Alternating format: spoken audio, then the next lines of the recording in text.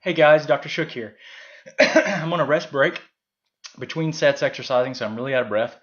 But I was thinking of something that I want to share with you, and that is when people come into our office with Hashimoto's, which is the most common autoimmune condition. It's the most common in women.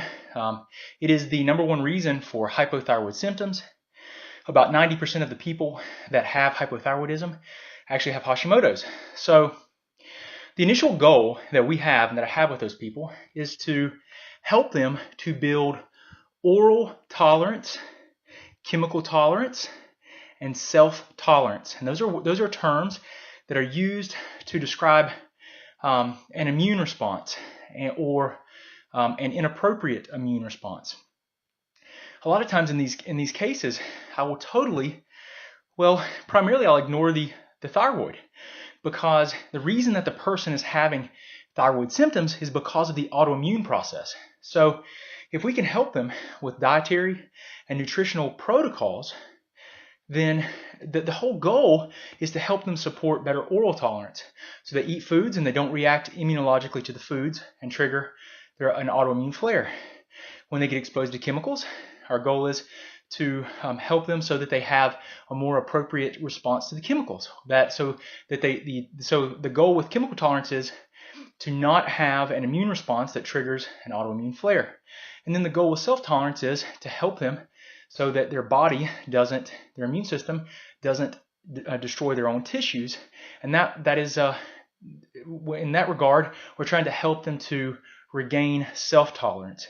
So all of our dietary protocols, all of our nutritional protocols, all of our testing is designed to help us re-establish those things so that the person doesn't have this autoimmune response and flare their autoimmunity so that it causes more tissue destruction.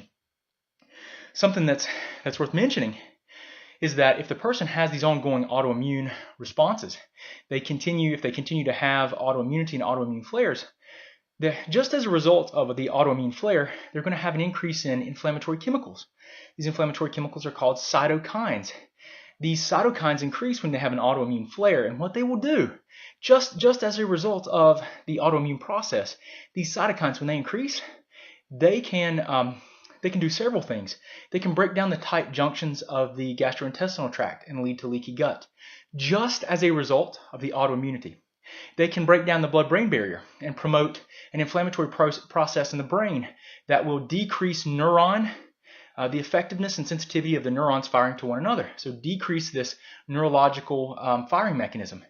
They can decrease the sensitivity of your body to your hormones. So even though your T3, the thyroid hormone, binds to the receptor in the cell, these cytokines will decrease the proteomic response, the cellular response to the T3. And there are a number of other problems that it promotes. This inflammatory process is huge.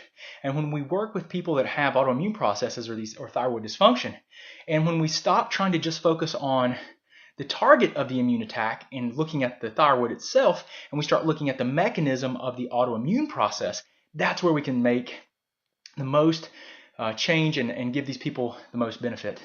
Sorry I'm so out of breath, and this is it's kind of tough to think when I'm deprived of oxygen. I'm trying to recover, but I hope this makes sense. With a lot of autoimmune patients and our Hashimoto's patients, the first thing we want to do is we really want to help them to regain oral tolerance to foods, chemical tolerance to environmental chemicals, and self-tolerance so their immune system doesn't attack their own tissues. And we want to do that by identifying the triggers and removing them, then using dietary and nutritional protocols to help support healing of the barrier systems and to help regain the immunological regulation of their immune system, so to help support the regulatory function of the immune system. And we want to help them do those things so that they can dampen the autoimmunity and ultimately improve this and decrease this inflammatory cascade, which oftentimes we see when we do that, we can make some really impactful changes and really help these people improve their quality of life. I'm Dr. Shook. I hope you guys appreciate this. I hope you learned something. I hope you have a wonderful day. Thanks. Hey guys, Dr. Shook, thank you for viewing our videos. I hope they help you out.